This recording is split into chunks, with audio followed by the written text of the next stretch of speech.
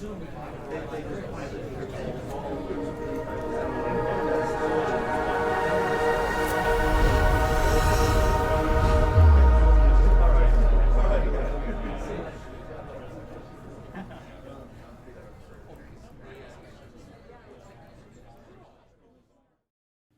his panel discussion on racial equity at the Better Discourse Conference in Milwaukee, Unsafe Space caught up with Niko House.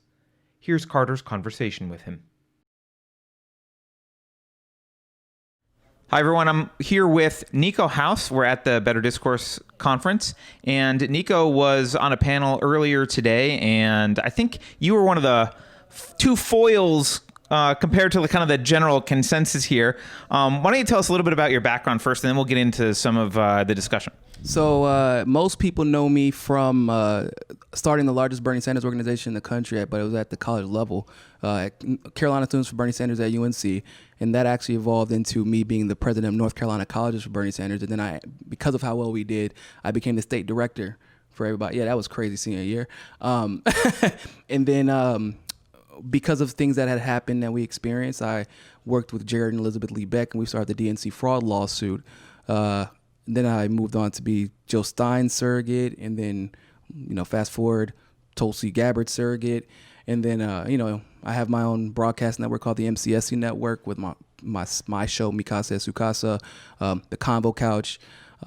We have Rob Report. I mean, we just have a lot of brilliant journalists who are talking about things that kind of very similar to stuff that we're talking about today, but even a step further, talking about election integrity, talking about the weaponization of race by the left to completely disregard our actual issues, the delegitimizing of real journalism. Like, that's the context. So if we're going to discuss race, let's talk about how it really affects all of these things. Or if we're going to discuss feminism or gender discrimination, let's talk about how we see it in these institutions, and that's how they're able to do some of the things that they do.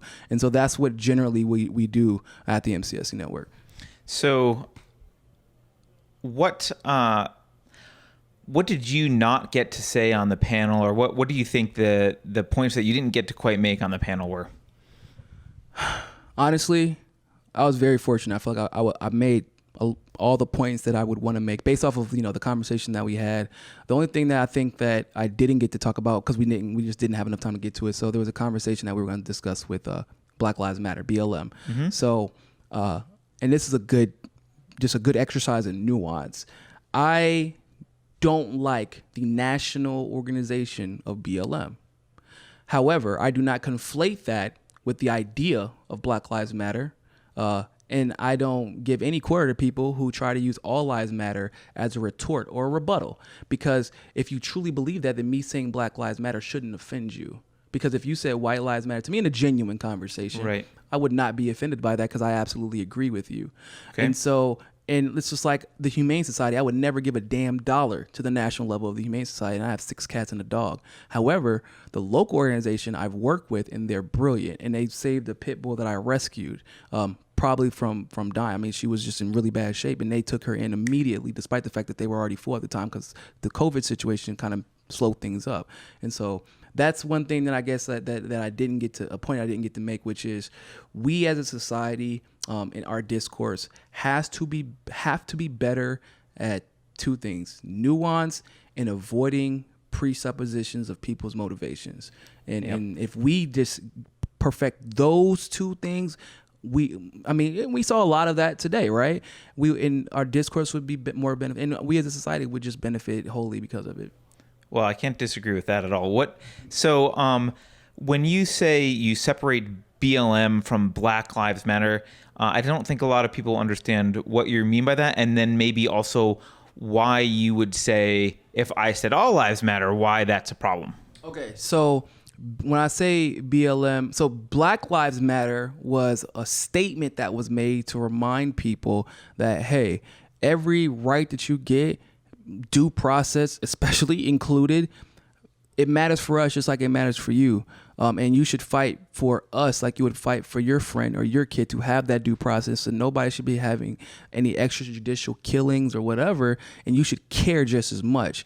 Now, so it's a statement of equality. Equity. That's why I like the word equity. But basically what you're saying. And so what that got turned into, like most great things in this country, it was co-opted, and somebody, I mean, literally made a, when I say a nonprofit, I mean they made a 501c4 and they raised a shitload. Okay, can I cuss? Yeah, they raised a shitload of money. You can cuss all you want. But they made a shitload of money. They took our message, the hard work that's being done on the ground, the true activism, which I was talking to some of these good cops. I've heard myths and urban legends about these good cops, but the ones that we're guarding here, brilliant. They were holding cops accountable. They were just talking. I overheard a story. That's how I talked to them. I'm like, hold up, what did you just say? Right. But that they take the good work of the good organizers on the ground and they profit off of it and they co-opt the message. And those are the ones getting the CNN interviews, not the organizers who are literally putting their ass on the line, getting tear gas just because they want to make sure Breonna Taylor's murderers get justice. And so that's what I mean by we can't conflate what some greedy assholes do to co-op movements, because I would never conflate, for example, so I'm not a fan of the new style of libertarian. However, I am a huge Ron Paul fan. And if someone tried to conflate the two, I would say you're full of shit. Those are not the same. As someone who loved Ron Paul as well, he's still around, but he's out of political life. Those are not the same thing. Exactly. I don't conflate, like, for example, I don't conflate the Democrats with Tulsi Gabbard, clearly, right. And they probably wouldn't either. But, you know, right? They'd do well to conflate themselves with Tulsi Gabbard, but yes. Look, man, if we could just have Tulsi Gabbard, Ron Paul, you know, even Jill Stein, just like, if every party was led by those type of people who could disagree on several issues, but truly their core values represent the potential we have as a country. That's like what they all really holistically, and like the idea that that's like far-fetched from me is like unacceptable. Those are the people who should be the celebrities. Those are the ones who should be on stage. CNN. Yeah. They should be on stage.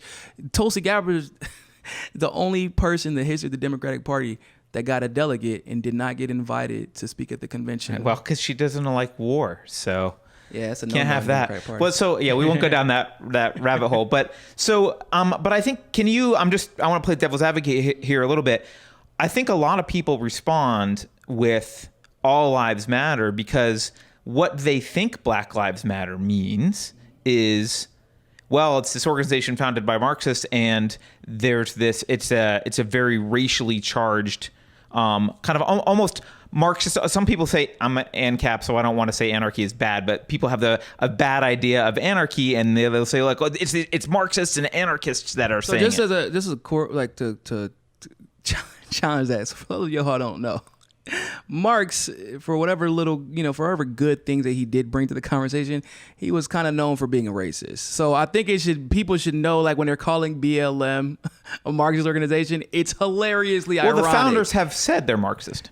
Well, the founders of the nonprofit. That's what I mean. And but people don't. Exactly. And they don't know they don't know what they're talking about a lot of the times, right? And that's what it comes down to. So we have to have conversation, because once again, so whenever I have that conversation with people, I try not to presuppose their motivations when they respond with that. Okay. But that has to be that has to be reciprocated from the other side. Because I say Black Lives Matter, you should not assume that I'm trying to erase white plight, like the white working class and what they're going through. That's not what we're saying at all. And as a matter of fact, and I've stood in solidarity with white working class, of all kinds, really, but I'm specifically saying white working class, that, and I understand, like, there is some times that they get ignored because they are the white working class. I mean, let's be honest, right? That's what Trump tapped into when you're talking about discussing NAFTA, the rest. But I know I met a couple at Politicon last year that said our only issue was NAFTA because they were from Indiana and they saw it destroy generations, basically, of their family because of that.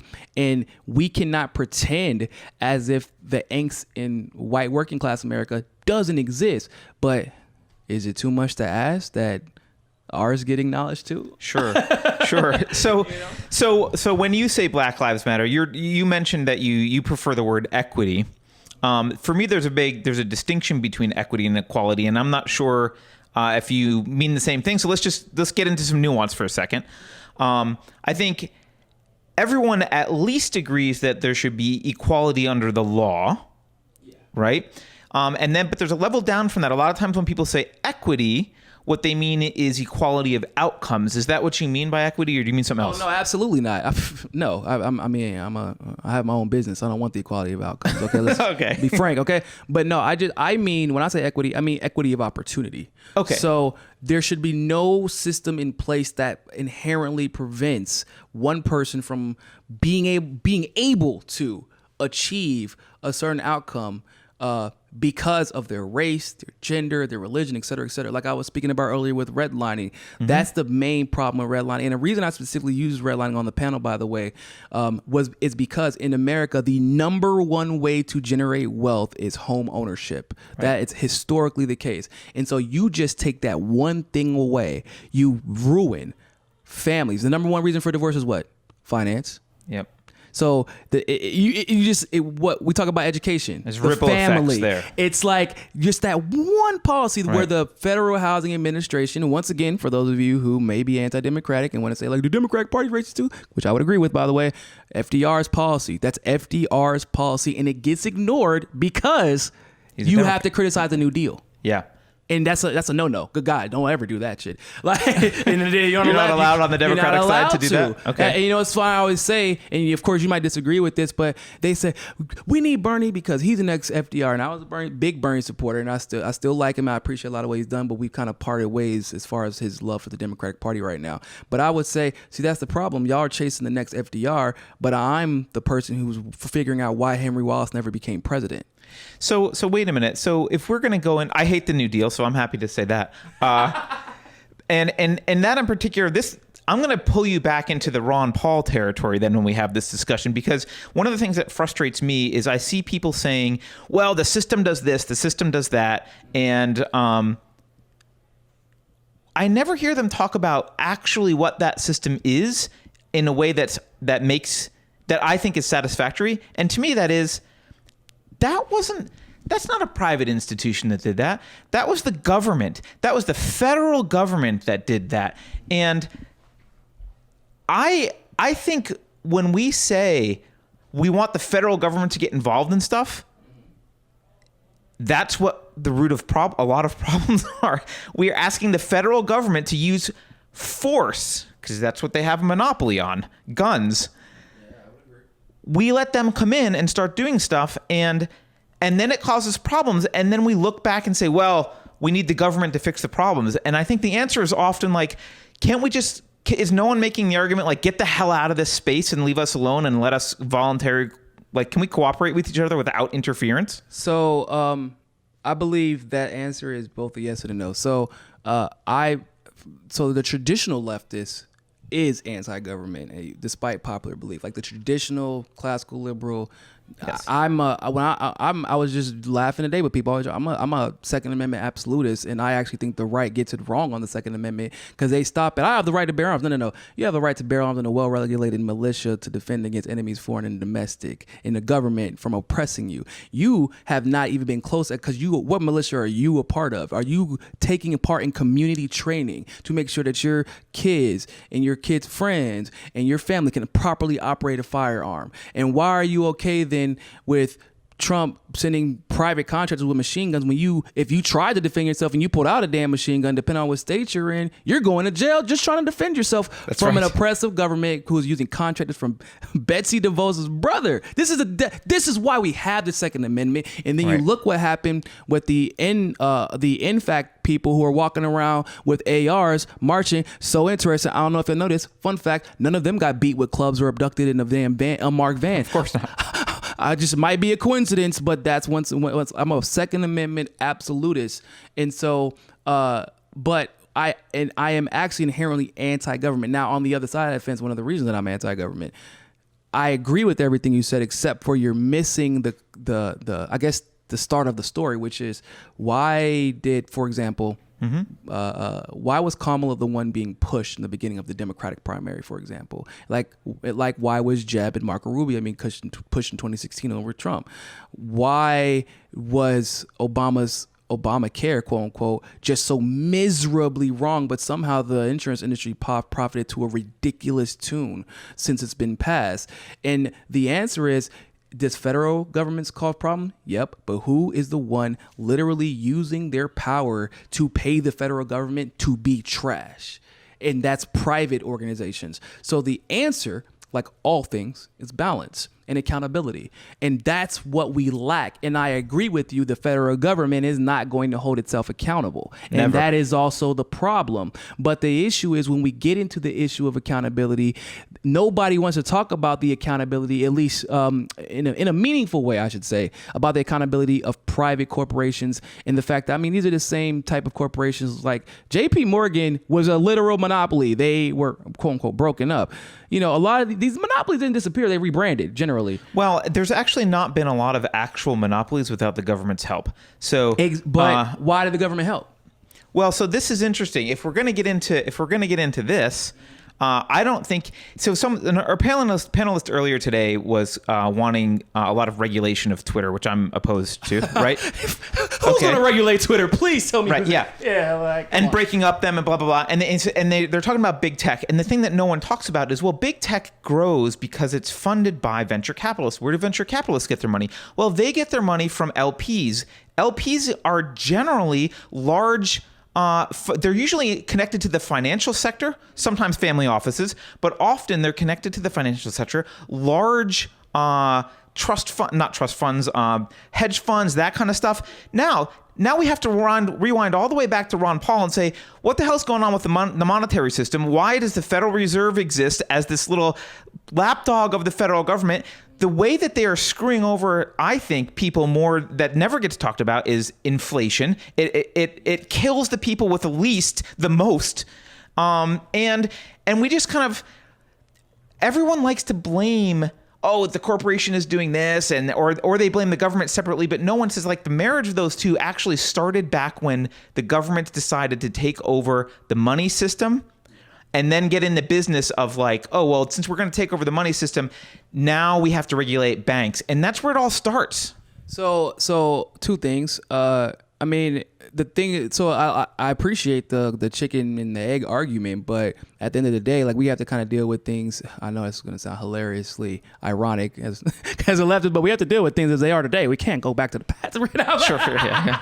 But no, in all seriousness, but I agree with you. And so the corruption in the federal government has to be accountable. But two, and it's probably going to prove your point even more so, honestly, a lot of the, like, so for example, Facebook was actually funded by a venture capitalist firm, but it was In-Q-Tel, which is the CIA's venture. So, right. Like, whenever that other guy says conspiracy theory, all I can think about is, you know who invented that term?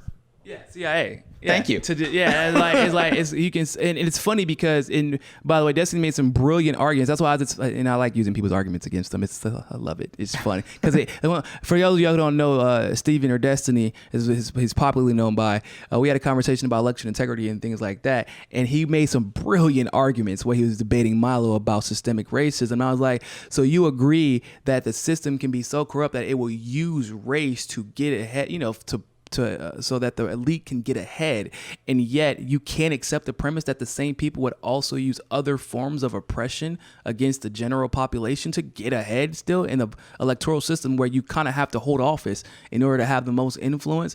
And honestly, y'all, it was the longest I've ever seen Destiny be quiet in the middle of a debate. Y'all wouldn't have believed it. It was awesome. But I love the conversation.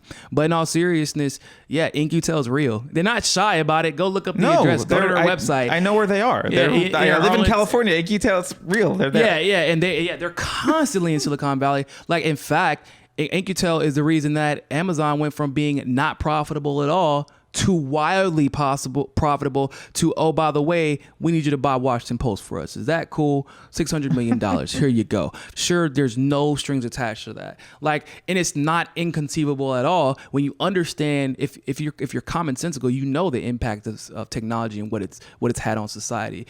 Also, super weird, apparently, which I just learned actually. So, like, everybody on the PayPal team is like a super billionaire. Like, Elon Musk was one of them. Apparently. Yeah, Elon was one of the. He was one of them. Peter Thiel. Yeah, oh man, that dude, yeah, he's connected to all, even in post PayPal, he's connected to all. So there's a reason that you have billionaires like Mark Cuban, and I would argue he should be richer than all of them because as far as business, he is absolutely brilliant. Mm-hmm. He can play the game better than anybody else. He owns things that like networks and obviously the Mavericks, and he's wildly successful in everything he's achieved, yet he is not even close to a fraction of what Jeff Bezos, a failed businessman, makes. He's failed. He's a failed. Wait, why do you say he's failed? Because it took once again, the government getting involved with your company. Okay, I don't know the history. Oh yeah. Is it through AWS that he what is it like? So he got funded by In-Q-Tel also. But because they needed him to create Google he paid Earth. that back. Did he get it like a loan? Well, yeah, of course. Well, so he paid it, but so the way venture capitalism works is I still own a permanent part of your company. Right, that's one of the ways. Trust me, I know. Yeah. But so that's one of the ways they can control you, right? Because I know people say, oh, he's worth 130 or however much he's worth now, some crazy number. He can afford, so he's worth that. But you also know how. He's not. He couldn't sell that on the open market, but that's a separate issue. He couldn't sell that on the open market, and even if they're only worth a third. What does that do to your company if they just said, we're going to sell this and then buy out your competition? We've seen, because of things like Facebook, we know what it looks like when they prove. We don't care how popular MySpace is. If we want Facebook to be successful, you will no longer be competition. That's so. I mean, Amazon's publicly traded, right? We could look it up. I assume they're publicly traded, so we should know what In-Q-Tel owns. I doubt it's that much. Yeah. So what In-Q-Tel does is they use other Oh, you're talking about specifically of Amazon. So what they do is they also use other channels or in other firms they give them the money and then they. Well, they definitely also give him contracts. Like he has a lot of government contracts. Bezos specifically, right? Amazon does yeah. I mean, the Bezos work with the CIA to create Google Earth. Right. So exactly. Like clearly they're in a uncomfortable, let's just say that. Well, once you're a government contractor, they do feel like they can come in and tell you, like, if you want to keep doing business with us, you got to do blah, blah, blah. Like, absolutely, they'll say that. I worked for a defense contractor and was working on a product that wasn't for defense, and I quit because I was told I had to put backdoors in this product because that's what our big customer wanted, and this product was to go to, It wasn't theirs, right? Wow. And so I know they do that because it happens to me. I was there. It happened to me. So let's. I'm worried that we might agree on too much. So let's. I'm sorry, I was at the point. Where are you on? Do you say you're on the left? Where are you? Oh man. Like how do you describe yourself? Complicated conversation. Me and Melissa, Jim, we were having this conversation earlier. Like my pipe dream is that we eventually are able to move past this whole left-right dichotomy. Because I feel like this event probably proved it more than anything. The things that we agreed on, we might have had subtle nuances on how we get, like on differences of how we get there, but we still agreed on where we should arrive. And then the things that a lot of us, like when somebody would say something wild, all of us, no matter what, we were like, what the fuck did they just say? That person's crazy. Yeah, that person's fucking crazy. Like, please do not think that they're like the rest of us. That's the weird cousin that didn't get invited to the barbecue but keeps showing up drunk anyway. And so, and I guess I consider myself a leftist. And I guess it's mostly because of social issues, even though I feel like that's not a leftist thing. That should be like a humanist thing, because I will vehemently defend you against any type of discrimination, as I would hope that you would defend me. Obviously, I am so for example, my wife, very petite, she's 5 foot, 80 pounds, 85 pounds soaking wet. Like, I mean, she experiences sexism that I actually, because of what my mother went through, I could recognize in the workplace, and she didn't even know, because like sometimes when you're just a victim of oppression, you're just perpetually dealing with these things. You think it's just the norm. And I'm like telling her like, no, if that was me, it would not have happened. I can guarantee you that. And so when I told her, because her boss refused to promote her, I said, tell them that you've noticed that there are no female managers and no females in these particular positions, and watch some things get done. And the moment she told him that, he knew. And all of a sudden, there was a new female manager, and she got the promotion immediately. So we got to fight. And it's like helping each other fight using our inherent privileges. Like, so I'm a male. I'm very big on, if I can prevent outcomes from happening to someone who cannot defend themselves, no matter who they are, I'm 6'1", 200 pounds. Not a lot of people are gonna walk up to me in a dark alley. I promise you that.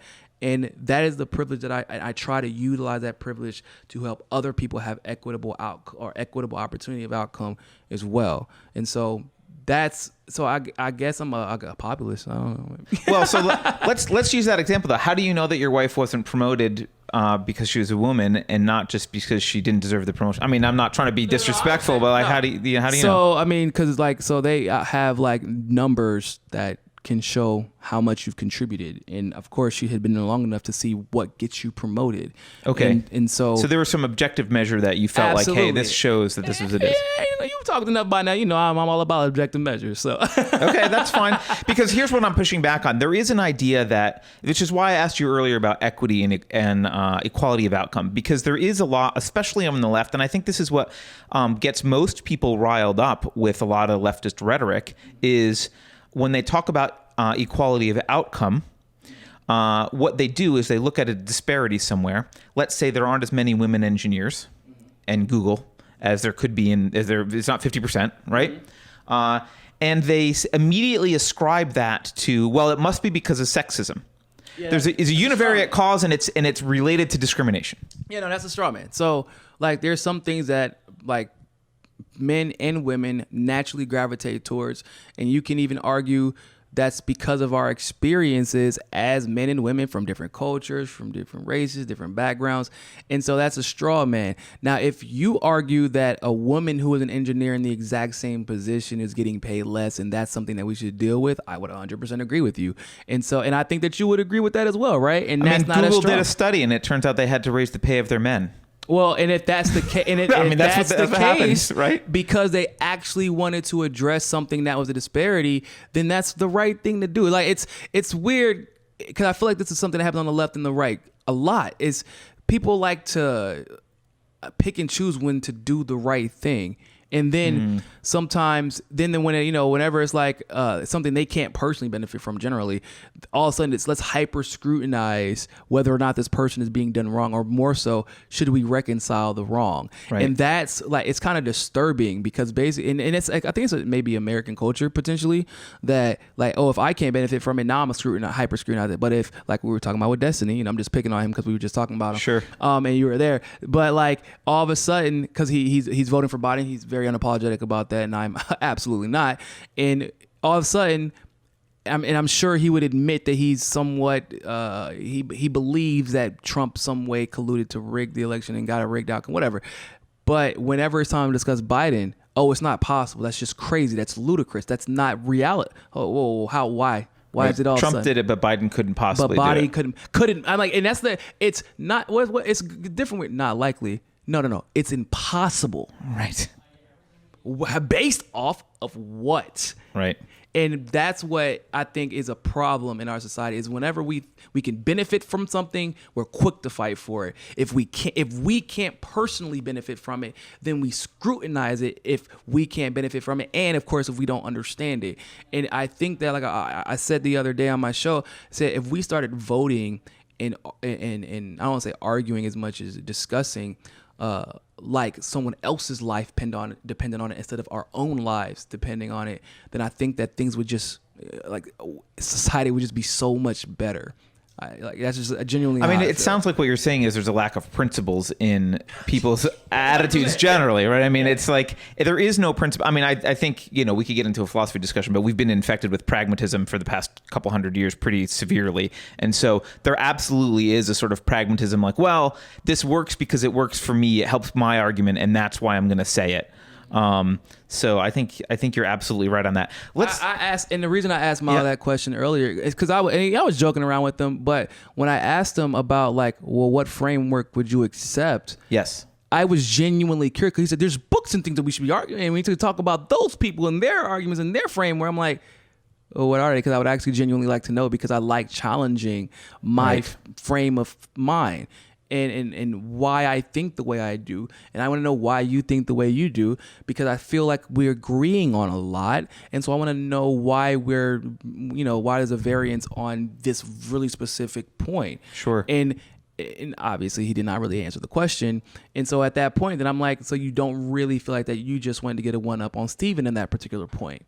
And that's, in my opinion, is unproductive, because Stephen wasn't being disingenuous. He was just trying to help frame it in a way that actually addressed all of what the reasons why certain things happen. Right. That was Stephen's framework. He was speaking from his framework. And right? Milo admitted was happening to black people or people of color. And so so they both accepted it was happening, but the argument then became, well, why are we accepting this particular framework of this happening? Right. And that I kind of reject, unless you're going to give me an alternative framework that I can research. Give me the autonomy to educate myself on why you believe. So, because we were talking about presupposition of motivation. Yep.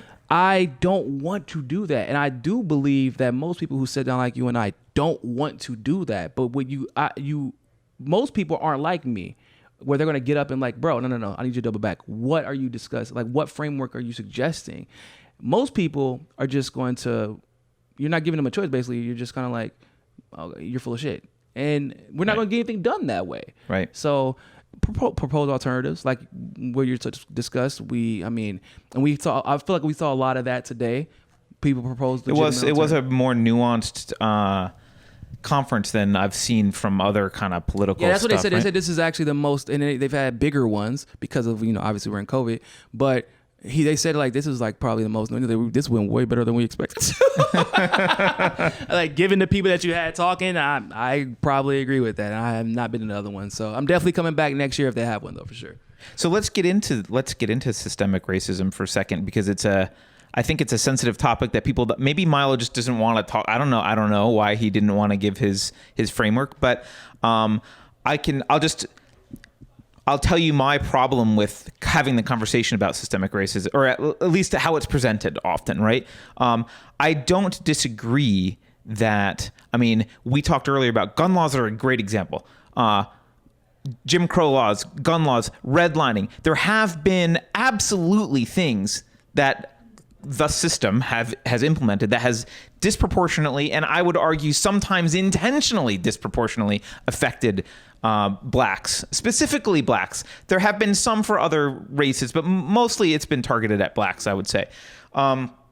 So I don't think anyone disagrees. Any rational or reasonable person is not going to disagree with that. Thanks for the rational and reasonable caveat. I appreciate fair, that. fair, right? So no, I don't think anyone's going to disagree with that. But where I have a problem with it is I believe that the antidote to racism and ultimately the principles that we need to live by in order to get along with each other and have a prosperous, fair, just, and moral equitable, society, but not equality of outcome, but equitable, right? Of opportunity. Is individualism. You need to treat people as individuals. And I know people hate when we quote Martin Luther King, but like I really love the content of your character, not the color of your skin. Is a beautiful way to look at the world. That actually was his dream, that we could finally be seen as individuals. So I don't like when people say, well, because you can acknowledge as a white person, like you don't pretend I'm not black, but you don't respect me because I'm black. You don't respect my opinion. I don't respect a lot of black people, and I don't respect a lot of white people. I respect very few people generally. And you don't. But you I respect. It's good. I appreciate it. But you know what I'm saying? Like you don't respect my opinion about black people because I'm black. No. You don't respect my opinion about left, right because I'm black. Nor do you discount it because I'm black. Right. And once we get to that point, that's amazing. That would be amazing. That's like, and it's once again, unfortunately, it's inconceivable because it's either everybody wants to make you a victim when it's convenient for them, right? It's like some people on the right, mostly the right, in the Republican, actually, like in the cult, called the Democratic and Republican Party's cult, because that's basically what the fuck they are. Well, hey, I don't like that. I don't like either one either, so we're good. You know what I'm saying? So like they all of a sudden they care about all of the racist and discriminatory policies that Biden partook in, right? But they didn't give a shit about it. But not while he was doing it. Exactly. Hell, they were. That's right. And Biden is not shy about reminding us too, right? I work with Republicans against. Right. Yeah. I work with them because they asked me to get it done. I got it done for them. So, but all of a sudden, when it could be used in a political argument, and of course, because it's about controlling the narratives, I call it narrative siege. That's basically what we see from both sides right now. And it's all about. Also, now I have to back up this point because it's against Biden and it's for my team. So now, and then the left, right? Oh my God, we literally. I mean, once again, it depends. You may or may not agree with the idea of defunding police, and there's legitimate arguments for both sides. However, this is what the left has basically been saying as far as the narrative is concerned. And so what Biden decides to do, he says, hold up really quick. Let's talk about this. Maybe give them $300 million and then make one a VP. Is that cool? Like, and let's pick a black person who made a career off of using her blackness to oppress black people with her job because she knew she can get away with it because she was black. Like, that is, I mean, that is, for me, despicable. Like that when Elizabeth Warren, same thing. When, come on, bro. Like, you got caught. Trump got your ass. And you you walked right into the trap. And what made it more sickening is, if you take her word for it, oh, so you actually thought you were Native American, and yet you still threw the Sioux tribe of Standing Rock right under the fucking bus when you finally had an opportunity to use your quote unquote experiences that you got a lot of goddamn money from to benefit that community that you swore you were a part of. That's what makes it so sickening. Even if I accept the fact that you might have thought that you were genuinely Native American because maybe somebody in your family told you that, and I understand because everybody believes stories that they get from that. So you thought you were Native American and you had no problem remembering to do it when it's time for you to get a job. When it's time for you to write the fucking book, Pow Wow Chow. You know what I'm saying? Like, you had no problem remembering. But when it was time to defend, not some abstract concept of philosophical, should they be free? No. It's a fucking treaty violation. This is where you're supposed to step in. And you were, excuse me, she was something about you. Let the workers work is what she said. Right. When you're violating treaties. I'm like, so that's what you're saying when a woman gets her eye shot out. Another young woman gets her arm taken off. That's what you say. And that is more dangerous to me, is when one side will weaponize identity. I call them identitarians, basically. And I would say that the left and the right both have identitarians, although they're branded differently. Those are the ones crushing our movements, are the identitarians who are pretending like they're being altruistic and genuine, but they're truly not. And I try not to even entertain them.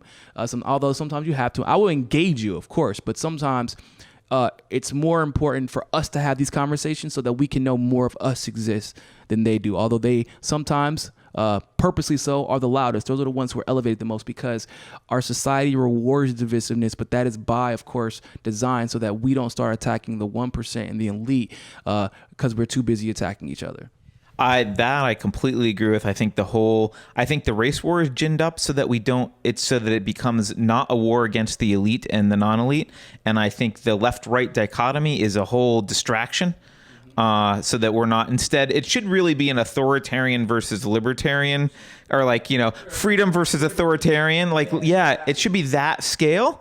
But instead it's this other orthogonal scale, which is kind of irrelevant because they're both pro-war, kind of milquetoast on everything. The same. It's like, all right, well, honestly, Trump didn't do much different. They both hate Trump. Like, everybody knows I'm not really a big fan of Trump, mostly because he's a politician. No, but they both hate him. And then anybody who's like fooling yourselves because you saw a Republican defend him one time, now that Republican wants to keep his goddamn job. And Democrats, maybe you should learn something. This is what happens. You can actually win, and then you can actually control outcomes. Bernie, see what happens when you actually fight for your damn supporters? Okay, just letting you know. I just want to bring that up because I'm tired of people pretending like if Bernie would have been in office, Republicans or Democrats wouldn't have been kissing his ass to keep their job. Because then when your livelihood is all the line. Oh, well, everybody can act right when your bank account might bounce a check. Okay, so but both the Democrats and Republicans both hate Trump, but they also, ironically enough, on the worst qualities about his presidency, they agree with him. That's what's scary. Like, give me an example. So. Bombing Syria. Oh, yes, that's a great one. Thank you. Yeah. After the alleged chemical weapons attack that was later disproven because they did this thing called an investigation. I know it's not like a popular concept in the federal government. Wait, what? How do you spell that? So, when it was time to discuss impeachment, I said, well, impeach him on Syria. Impeach him on the assassination of Soleimani. Impeach him on helping to fund the genocide in Yemen. Impeach him on any of these things. If you really want him gone, if you really want accountability. But no, let's impeach him over a phone call with the Ukraine, where, and by the way, I don't know if y'all know this, the Ukrainian president is actually a progressive who doesn't actually like Trump. Right, no. And that's what people don't know. And yet, we're going to hold an impeachment where the main witness would be obviously the president of the Ukraine. Well, can we call him as a witness? No, we can't do that. We can't do that. Well, obviously, because both sides like what Trump did, the bad stuff, right? That's your point. Exactly. Right? Yeah, okay. And actually in the Ukraine scandal, he wasn't actually doing anything bad. So funny story about that. An investigation actually began being launched into the corruption that Biden's son specifically partook in the Ukraine, because he was actually just addressing all of the corruption that had went down. And so they had to gaslight Trump on the issue, because eventually it would have come down on Biden specifically. And it turns out all the leadership in the Democratic Party was connected to the corruption also. So it would have been a major domino Same with Russia, effect. by the way. So same with Russia. And so what they did is this very Machiavellian tactic where they blamed him exactly for what they were guilty of. Yeah, but they're of course, good at that. They're brilliant at it. Yeah, yeah. So, okay, so... Not that brilliant, because they can't. It was very long now. You see through it, but whatever, yeah. So wait a minute. I'm confused that we're agreeing on too many things still. So... because I want to get back to the systemic racism issue, because when I laid out, just call you a racist and just be done. You're fucking racist. Wait for a minute, and if you can throw in Nazi, that would be great. But no, like, so we're kind of. I expected when I talked about the judging people by the content of their character, and I expected you to kind of push back on that, because often when I hear people talk about the systemic racism, and I think you argued for reparations on the panel, did you not? Yeah, I was using reparations as an example. Okay. But yeah. So often when I hear that, I think, okay, this person wants to treat people differently based on the color of their skin and put people into categories and have like a more collectivist viewpoint of humanity rather than individual, because I have never owned slaves and you were never a slave. Yes, your ancestors, like, you absolutely have been affected. Well, assuming that, I don't know if you came to America after slavery, but whatever. We were, let's assume that you're slavery, so Barbadian. Okay, so same concept. Right. So I can say, okay, you were probably affected. I was probably not affected, unless there's some history I don't know about in my family, right? Yeah. Okay, so I can agree with that. But we're both men, adults. We're individuals. I wouldn't ask you to pay for the sins for your father. Why would you ask me to pay for my father's sins? So let's reframe that in this way. Like, I mean, and we talked about this on the panel. I'm not going to ask you to pay for the sins of your father, right? But what I am going to say is that the last case of redlining, which we just discussed, just ended it was in 2015. The last super case. Recently, is what you're saying. Just a little bit, right? I am going to say that, like we talked about earlier, property taxes, 93%. 93% of education is funded through property taxes, and we just talked about how the new deal set up Federal Housing Administration that put in place. So now we're talking about Jim Crow, which obviously is a remnant of slavery, but it's also still here, right? And so now think about it like this. I was talking about reconciliation. Kind of like you're treating them as you're individual. No. Reconciliation is so important because it's funny because Milo was talking about men and some things just men do, which is kind of funny because there's only one situation where I would actually agree with him on when it comes to that. When men fight at a young age, and sometimes even when you're a little bit older, they become best friends after. Yeah. Because you really can't know someone until you fight them. Yep. Now I know exactly where your heart is. I know how you, and that's if there's a time to be dirty. Trust gets built a lot through a fight as well. If there was a time to be dirty, if there's a time to be a cheat, if there's a time to be this, that would be the time. You would do it then. And if you don't, and we just shoot the fair ones, as it were, Now I know, like, oh, you're a real one. You have heart and you believe in, what your principles are.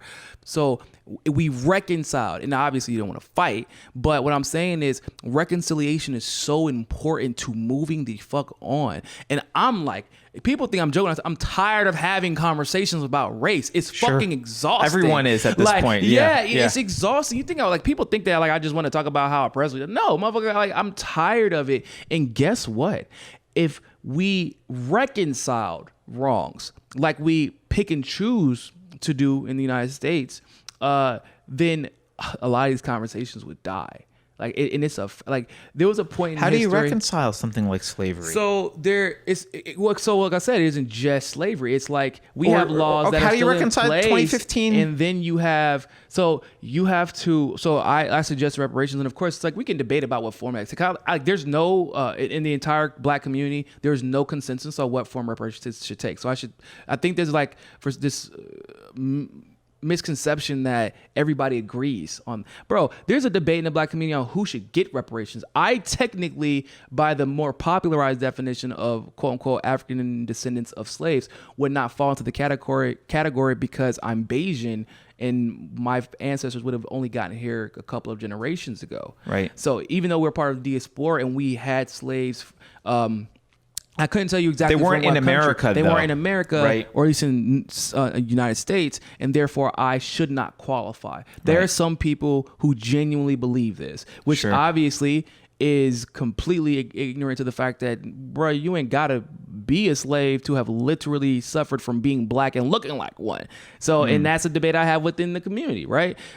Interesting, yeah. So I try to be consistent, like I said, and so it's at that point, we have to try to reconcile. It's like I said, it's a debt. It's a genuine debt. And if we start looking at it like when you are done wrong by the government in today's society, you sue the government, you claim damages. If you win, they pay you. And it's really who paying? It's the taxpayers. I admit it. But guess what? You don't want to pay that shit in the future. Bet you make sure the shit don't happen again. Right? All of a sudden, when your dollar's being affected, you start paying a little bit more attention, even if it's not for altruistic reasons. So, how we reconcile, I'm always more than happy to discuss. So so here's some issues though. Like, most whites, even during the slave era, were not slaveholders. It was what, less than 10% of whites owned slaves, right? But more whites, ironically enough, they definitely benefited from Jim Crow right after slavery. So even though they didn't have slaves, they had no problem. There was a lot. So but did they like I would never have voted South, for the redlining you're talking about. I agree with you 100%. So why do my taxes go up? What do I have to reconcile for as an individual? So I think there is. Oh God, I hate talking about social contract, but basically, we're gonna get into a social contract. There kind of is there kind of is one. So one thing about me, I'm like super fucking consistent. So if somebody said, well, somebody said, what about reparations we're supposed to pay reparations to Native Americans? I'm like, yeah, actually they should get them first. If you ask me, right? And I genuinely believe, I'm like, we have not done anywhere near enough to, once again, reconcile it. Does it mean equity of equity of outcome or equality of outcome? Probably not. That's just not how reality works. But that's not what the issue is. The issue isn't necessarily like when she was talking about, what is the goal? What are you trying to do for the Black community with this money? And I don't mean this in any type of nefarious way, because she was being very genuine when she asked the question, but it's none of your fucking business. That's not the point I'm arguing. If you have a debt that has to be paid, you don't get to negotiate with the goddamn bank. Hey man, so what are you going to do with this money if I pay it back to you? You're going to reinvest it in some fucked up, investments and then bet on, Sure. No, it's, if I sue for a debt and I win, and I can almost guarantee in court if you sue. So there's actually one city paying back reparations in North Carolina now, Asheville, North Carolina. And so, because it was like a lawsuit in court. So if there was like a class action lawsuit in court, would it be difficult to win? It would be difficult depending on where they decide to argue from and what they're asking for as far as damages are concerned. Right. But at the same time, if they do win that case, let's say they do, at that point, America would not have a choice but to pay that money if they won it in a court of law. Well, but so again, this is this weird thing of like, I'm very much an individualist, right? Mm-hmm. And But do you I've also been an anarchist for quite some time. So like, really? who the hell do I would not have pegged you as an anarchist. I wouldn't. That is like not what I would have pegged you as. Yeah, I'm an anarcho-capitalist, right? you. So Okay. like, I haven't voted for fuck all. Like, what the hell am I being like? What do you mean the government's doing this shit? I'm like, yeah, I hate the government too. Why am I being punished for this bullshit? Like, I didn't do anything. So once again, so it goes back to the concept I was talking about earlier. Are you being punished? You could see it that way. Like I said, are you stealing money from me by force? And you can see it that way also, or you can see it how I saw it earlier. If we started behaving politically like someone else's life depended on it instead of our own, our society would just be a much better place. Like that's just. Well, that's okay, but that's a very vague statement. Like, oh no, it's not. I'm happy to apply the same rules to everyone. I don't want there to be any racism. I want it all individualism. Like, I want people to be free to do their things. Then it comes down to what are you willing to do to see that goal achieved. And so, I don't think reparations fixes that problem. Well, so once again, you can have an argument about that, and you might say that reparations doesn't fix the problem. I can make an argument that it would, and we can go back and forth all day. But is that really the argument we should be having, or should we be asking, well, has it ever been reconciled? And then I would ask, what would you do to reconcile that? If you truly want to achieve those how goals, would you reconcile is what you're saying. How would you because like the anxiety is going to be there, the anger, the resentment is going to be there, and it's going to because this is what always happens with anger and resentment in this country. It's going to be misdirected, and and we could prevent all of that by $5 extra goddamn dollars out of your paycheck a month. You know, it's not like and if it say, and I would even make this argument. I don't think it should be coming out of your goddamn paycheck. We should reduce the goddamn military budget by half, and it should be coming out of a motherfucking paychecks. Well, that's a different discussion for a different day. Yeah, you might. I would rather spend it on that than but that's a separate issue, right? So, but I guess where I'm pushing back here is, it's like, who needs to the people. Some of the people are still alive who've done the recent things. Like, I would agree with you. One of them's running for president right now. Right. Right. And if what I was hearing from the community was, look, here are the things that people still living have done who had power and did this, right? And if there was some magical way to say, like, we not only do we know who those people are, but we know every fucking person who voted for them. You're all responsible somehow. I could get on board maybe with an argument like that, but it's really, I mean, and that even is a big stretch for me. But I could get there maybe. But when it's applied to people that are totally disconnected from this process, just living their life, not trying to do any of this stuff, it seems like you're actually committing another sin, for which there will be bad blood on the other side now, which is like, why the hell why am I paying this? Why am I made to feel guilty for something I've never done? So I would say this: you're an individualist. The community can argue for whatever they want, and a lot of the times, because this is just the nature of discourse, most communities make shit arguments for themselves. So I'm going to say this: listen to my argument as an individual. Okay. And I'm going to talk to you, of course, as an individual. Mm-hmm. To justify maybe everyone else when paying into the system, I have to justify every way, like everything that you just outlined. Right. Now, I'm not asking all of them. I'm asking you as an individual, from me as an individual, are you willing, literally, I mean, it's not an exaggeration, it really would be like $5 a month, to pay $5 a month to potentially reconcile hundreds of years of trauma in a group that, in a way that we can actually finally move on? Are you willing to pay? I mean, and I'm not exaggerating, by the way. That's fine. Are you asking me, like, if I would personally pay $5 for this? Yes. No. And I'll tell you why. Because I think it re-traumatizes and keeps an old wound opened, and I don't accept guilt that I don't earn. I didn't do that. But I'm not. But I didn't see. That's the thing. I didn't ask you to feel guilty. I didn't ask you to feel guilty at all.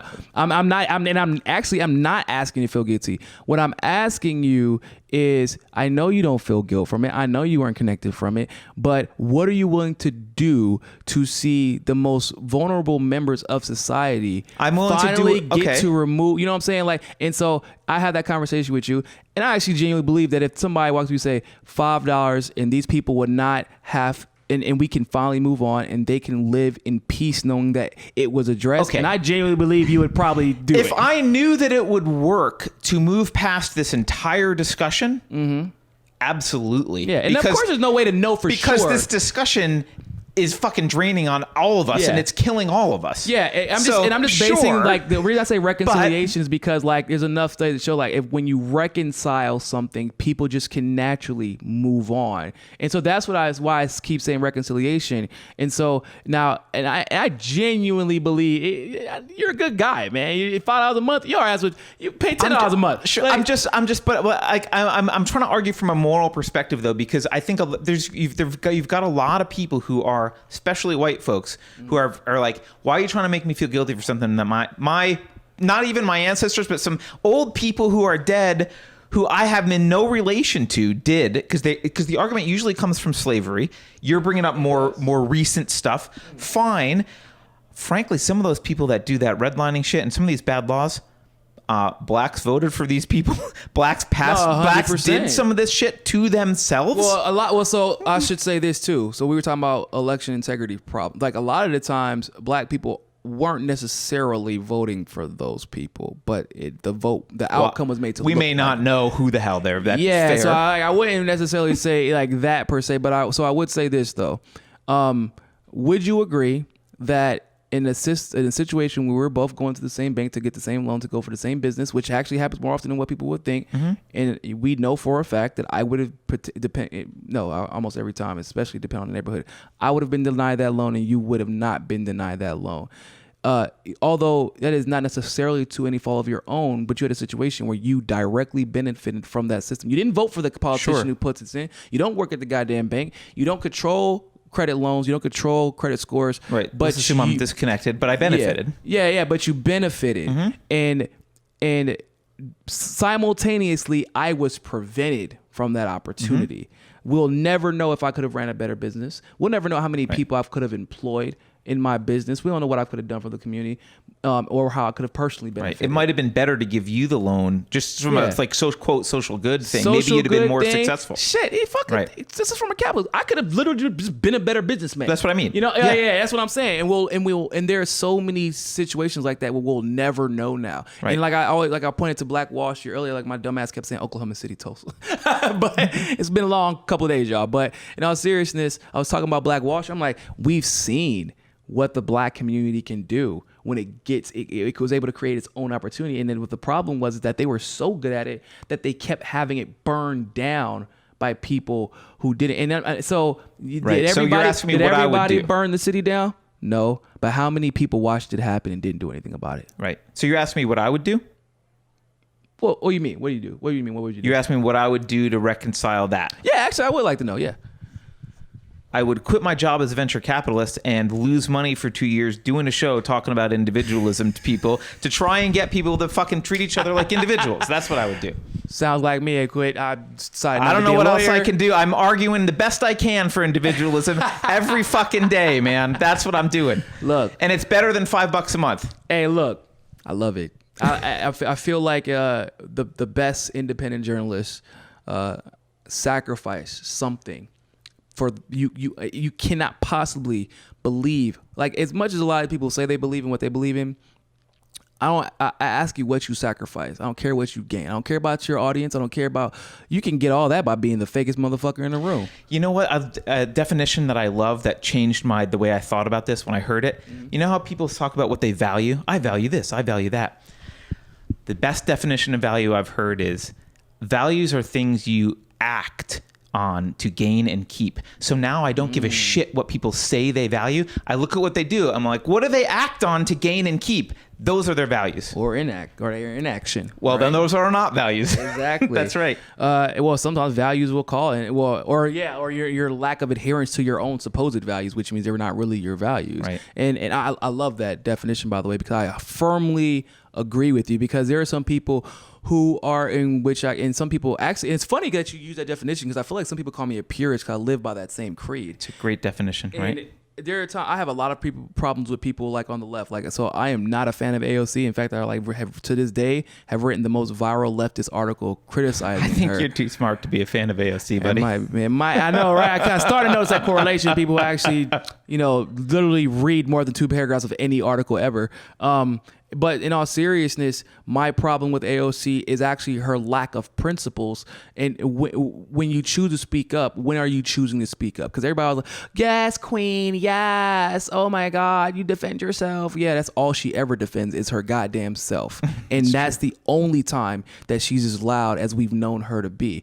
But whenever a woman of color like Tulsi Gabbard was being discriminated against in more ways than one by her own goddamn party, you were nowhere to be found. When Nina Turner, Bernie Sanders' co-chair, was being called racial slurs on Twitter, you were nowhere to be found. Yeah. When Nancy Pelosi, the Democratic Party and the Republican Party and AIPAC and Israel's whole fucking lobbying groups started converging on Elon for saying a factual statement, which is that Israel's lobby funds way too many Washington politicians, you were nowhere to be fucking found for 48 hours. We were literally waiting for her, and then she comes back with to of course use as an opportunity to attack Trump. She already apologized. She didn't say anything wrong. She never had to apologize.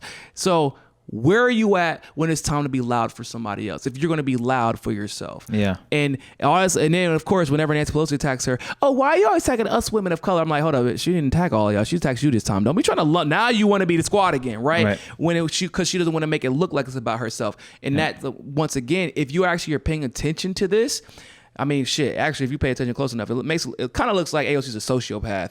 Honestly, I'm not even joking, and people get mad at me when I say that shit. But like, when you ingratiate yourself with certain people, like she was kissing Tulsi Gabbard's ass when she got elected, ran on Tulsi Gabbard's policies, quite literally signed a fucking document saying, I'm going to run on this specific policy, the Off Fossil Fuels Act.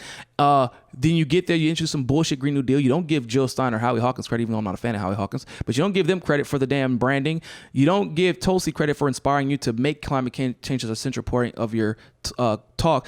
Tulsi's by all measurements, Tulsi's climate change legislation is the most aggressive climate change legislation in the history of the fucking world. I haven't seen it. 400 climate and environmental organizations endorsed this shit and helped put it together. And this isn't no bullshit. Like, I know like there's a lot of elitist academic and corruption within the climate change discussion. I am not naive to that. These aren't those organizations. That's what's amazing about this. And AOC knew this. This is why that was, before Tulsi got basically ousted by her own party, that was the gold standard for climate change, because finally it was something that the left and the right could agree on, that didn't just put a bunch of money in corporations' pockets. And AOC was nowhere to be found. And in fact, she tried to co-opt that movement that was inspired, at least in her part, by Tulsi.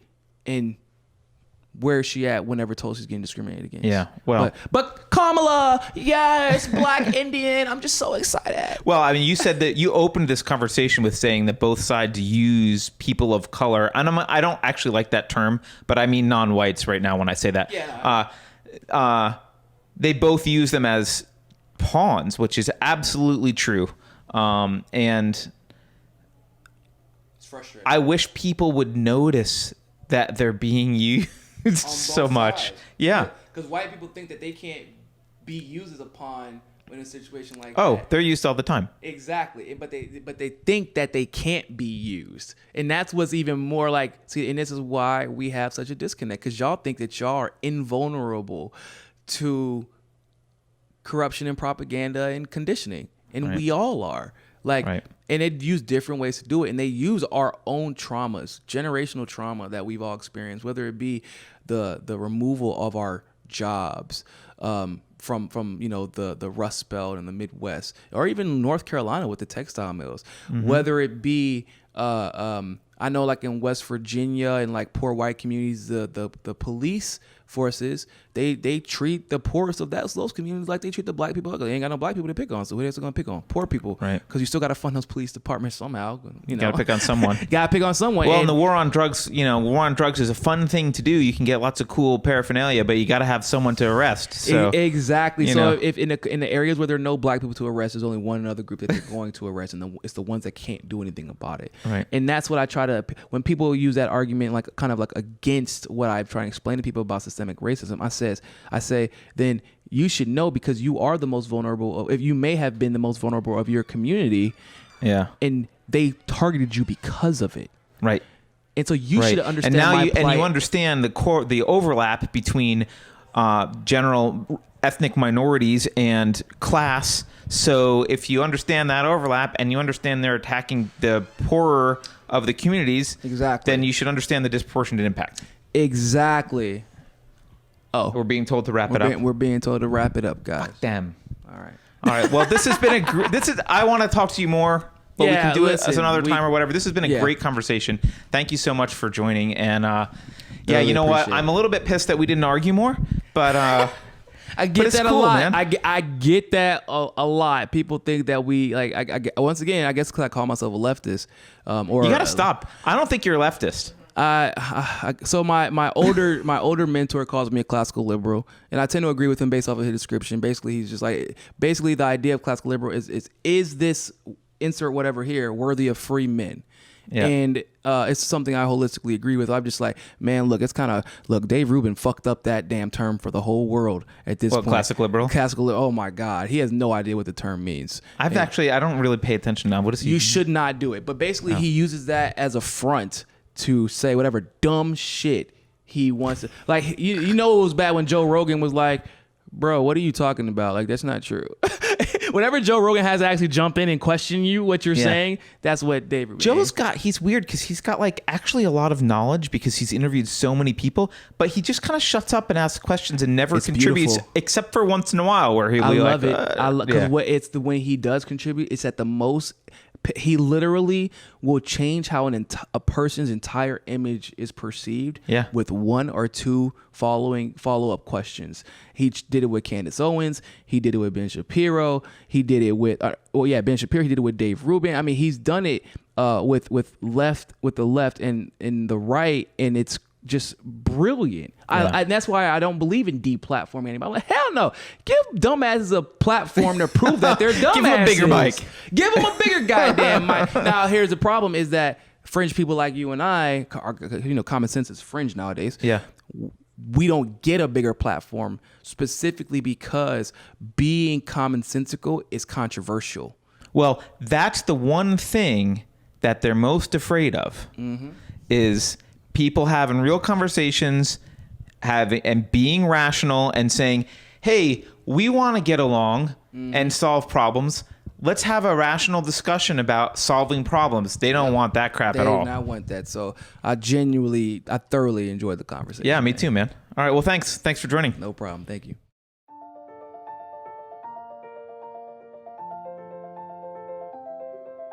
Thanks for watching. If you're new to the channel, we have a deep content library that includes interviews with everyone from Mike Cernovich to Megan Murphy, so go check it out. If you'd like to see more, please consider supporting the show by visiting unsafespace.com/donate. You can find us on all the major social media platforms, at least for now, and you can find a community of like-minded individuals on our Unsafe Space chat on Telegram. Our trip to the Better Discourse Conference in Milwaukee was made possible by the support of the following individuals, with a special thanks to Dr. Karlin Borisenko, who generously donated the Super Chat proceeds from her episode with Carrie. Warning. This is an unsafe space. Dangerous ideas have been detected. The content of this production has not been authorized by the Cathedral. Pay no attention to it. For your protection, the following co-conspirators have been unpersoned and marked for cancellation. Please avoid any contact with these individuals. According to the FBI, these are all Russian bots.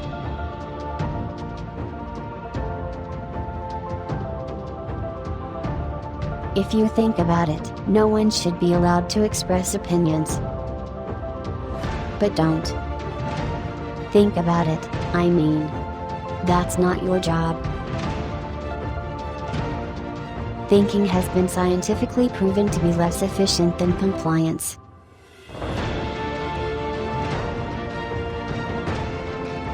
Marxism will definitely work this time.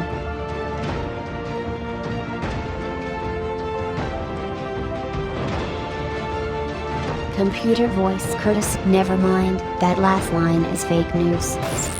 Please disregard it and return to your safe space immediately. There will be cake.